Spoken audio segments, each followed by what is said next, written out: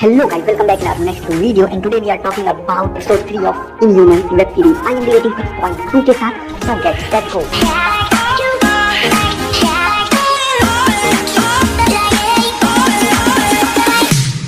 Story start होती है doctor डेक्लेन से, जो अपने ऑफिस से बाहर निकल रहे होते हैं. तभी उनका एक एम्प्लॉय उनके पीछे भागता हुआ आता है, जिसके हाथ में एक टैबलेट है और वो टैब में ब्लैक बोल्ट का वीडियो डॉक्टर डेक्लेन को दिखाता है, जिसमें ब्लैक बोल्ट पुलिस से लड़ते हुए पूरी कार को हवा में उड़ा देता है. जिसे देखकर डॉक्टर डेक्लेन समझ जाता है कि वो एक इनह्यूमन है और इसके बाद डॉक्टर डेक्लेन अपने ड्राइवर को सीधा एयरपोर्ट ले चलने को कहता है. अगले दिन हम सीधा जेल में एक कैदी को देखते हैं, जिसके लिए उसके लॉयर का फोन आया है. वो कैदी फोन पिकअप करता है और उसे पता चलता है कि फोन किसी लॉयर का नहीं है बल्कि डॉक्टर डेक्लेन का है, जो उसे एक ऑफर देता है और उसके बदले डॉक्टर कैदी को जेल से बाहर निकालने का वादा करता है. इधर ब्लैक बोल्ट सेल में बैठा अपने फादर को याद कर रहा होता है, जब वो ब्लैक बोल्ट को राजा होने की जिम्मेदारियां समझा रहे होते हैं. जहां ब्लैक बोल्ट को एक्लाइन का किंग होने में कोई भी दिलचस्पी नहीं है और वहीं मैक्सिमस को किंग बनने में ही दिलचस्पी है. लेकिन उनके फादर मैक्सिमस को बताते हैं कि किंग हमेशा बड़ा बेटा ही बनता है, जिससे मैक्सिमस का दिल टूट सा जाता है. तभी ब्लैक बोल्ट को बाहर से कुछ आवाजें सुनाई पड़ती है, जो कि मीडिया वालों की थी, जो कि कैप्टन पेना से बड़े से बुलडॉग और किंग ब्लैक बोल्ट के बारे में सवाल कर रहे होते हैं. और कैप्टन पेना सारी बातों को फर्जी बताकर वहाँ से जा ही रहे होते हैं. लुइस उसे रोकती है और अपने बारे में बताती है और साथ ही साथ ब्लैक बोल्ट के बारे में भी पूछताछ करने की कोशिश करती है, लेकिन उसे भी कुछ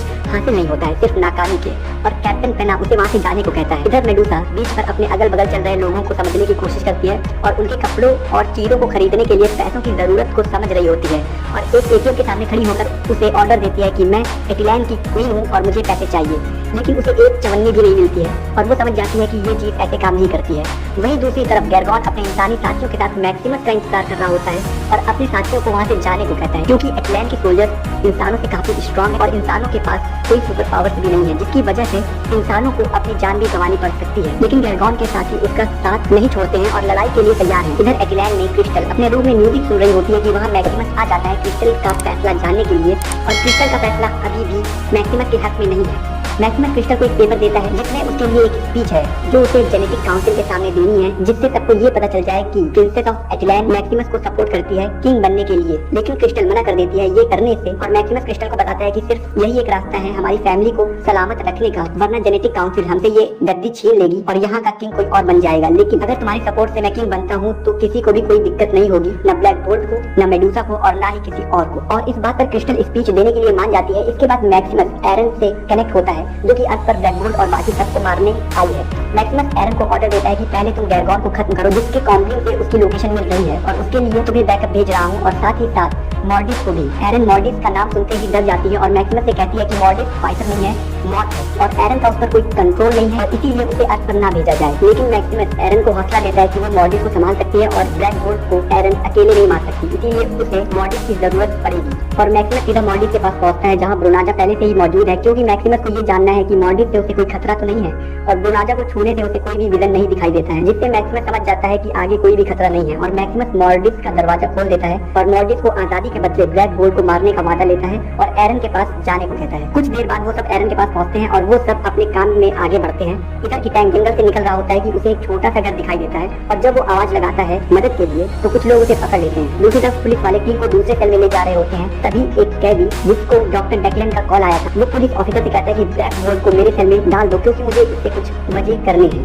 और ब्लैक बोल्ट सीधा उस आदमी के सेल में पहुंच जाता है. इधर एरन और उसकी टीम जंगल से गैरगॉन के क्रॉम्बलिंग की ओर बढ़ रही होती है और मॉर्डिस फ्लोरा को एक रास्ता बनाने को कहता है, क्योंकि वो पेड़ पौधों को कंट्रोल कर सकती है, और वो एक रास्ता बना देती है जंगल के बीच से, ताकि वो जल्दी से गैरगॉन के पास पहुंच सके. वहीं दूसरी तरफ मेडुसा एक घर में चोरी छुपे पहुंचती है, जहां पर वो पहले तो कुछ खाती है और फिर कुछ पैसे और कपड़े बदलकर वहां से निकल रही होती है. तभी उसे टेबल पर रखे न्यूज़पेपर में ब्लैक बोल्ट की फोटो दिखाई देती है, जिसमें पुलिस ने उसे अरेस्ट किया हुआ था, और वो समझ जाती है कि अब उसे कहां जाना चाहिए. इधर की टैंक भी उन लोगों के बीच फंस जाता है, जो कि जंगल के बीचों बीच इलीगल खेती कर रहे थे, और वो लोग जिसमें 2 लड़के और एक लड़की है, और उनके लीडर का नाम है रेनो.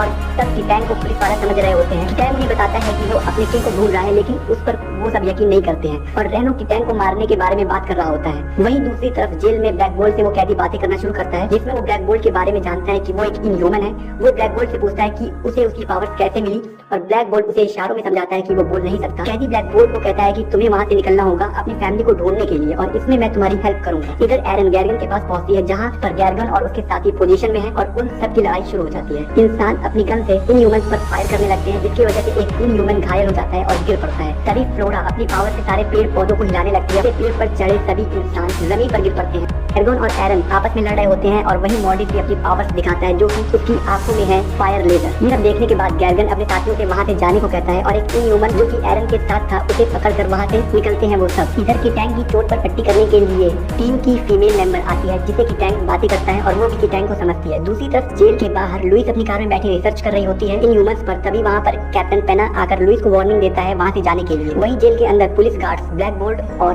कैदी को एक्सरसाइज करने के लिए सेल से बाहर निकालते हैं। इधर एटिलैंड में मैक्सिमस जेनेटिक काउंसिल के सामने प्रूव करने के लिए कि प्रिंसेस का सपोर्ट उसके पास है तैयार है और क्रिस्टल वहाँ आती है अपनी स्पीच और सपोर्ट मैक्सिमस को देने के लिए। क्रिस्टल मैक्सिमस से कहती है कि उसका डॉग लॉक जॉ को उसके साथ होना चाहिए क्योंकि वो हमेशा साथ ही रहता है और अगर वो साथ नहीं होगा तो लोगों को अजीब लगेगा। और ये सुनने के बाद मैक्सिमस क्रिस्टल को कहता है कि मैं बेवकूफ नहीं हूँ कि तुम्हें और तुम्हारे टेलीपोर्टिंग पावर्स वाले डॉग को एक साथ एक रूम में रखूं। पहले तुम स्पीच खत्म करो उसके बाद हम तुम्हें तुम्हारे डॉग से मिलाने ले जाएंगे। और क्रिस्टल अपनी स्पीच शुरू करती है ये कहकर कि मैक्सिमस राजा है लेकिन सबका नहीं। मतलब क्रिस्टल एक बार फिर से मैक्सिमस को बेवकूफ बनाती है और मौके का फायदा उठाकर अपनी पावर से सारे गार्ड्स की गन जैम करके वहाँ से सीधा लॉक जॉ के पास जाती है जहाँ लॉक जॉ बेहोशी की हालत में है। लेकिन क्रिस्टल उसे भी अपनी पावर से होश में लाती है और कहती है कि मुझे भी वहाँ ले चलो जहाँ तुम बाकी सबको ले गए थे। इधर मैक्सिमस जेनेटिक काउंसिल के सामने शर्मिंदा होने के बाद उनसे कहता है कि देखा आपने हर इंसान जिसे आप काबिल मानते हैं राजा बनने के लिए आपकी रक्षा करने के लिए वो सबके सब ऐसे ही पीठ दिखाकर भाग गए हैं। लेकिन मैं अपनी जिम्मेदारी समझता हूँ और हम सबका सुनहरा भविष्य चाहता हूँ इसीलिए मैं राजा की गद्दी की मांग करता हूँ और जेनेटिक काउंसिल के सभी लोग उसे राजा मान लेते हैं। इधर आज पर मेन पुलिस गार्ड जिसका brother in law black bolt की वजह से हॉस्पिटल में है वो ब्लैक बोल्ट को बुरे कैदियों के बीच भेज देता है ताकि वो उसे पीटे। लेकिन वो सब ब्लैक बोल्ट को शाबाशी देना शुरू कर देते हैं पुलिस की बैंड बजाने के लिए और इस बात पर पुलिस गार्ड्स को गुस्सा आ जाता है और वो कुछ कैदियों को मारता है जिससे बाकी कैदी भी पुलिस वालों पर टूट पड़ते हैं और उन सब में लड़ाई शुरू हो जाती है। और मौके का फायदा उठाकर ब्लैक बोल्ट और उसका कैदी दोस्त जेल से भागते हैं लेकिन उनके सामने एक बड़ा सा लोहे का गेट आ जाता है जिस पर कैदी अपना हाथ रखता है और वो गेट गर्म होने लगता है और तब ब्लैक बोल्ट को पता चलता है कि वो भी एक इनह्यूमन है जिसने अपनी पावर की वजह से अपनी फैमिली को खो दिया। और ये सुनने के बाद ब्लैक बोल्ट को भी अपने पेरेंट्स की याद आ जाती है कि जब उन्हें ये पता चलता है कि ब्लैक बोल्ट के पास पूरे शहर को खत्म कर देने की पावर है और उम्र के साथ ये पावर भी और बढ़ती जाएगी और इसीलिए जेनेटिक काउंसिल ने ब्लैक बोल्ट को कैद करने की सलाह दी। लेकिन फिर भी ब्लैक बोल्ट के पेरेंट्स ने ब्लैक बोल्ट पर यकीन किया कि वो इस पर कंट्रोल करना सीख जाएगा और उसे अपने पास ही रखा क्योंकि उसे एक दिन राजा बनना था। ब्लैक बोल्ट के ये सब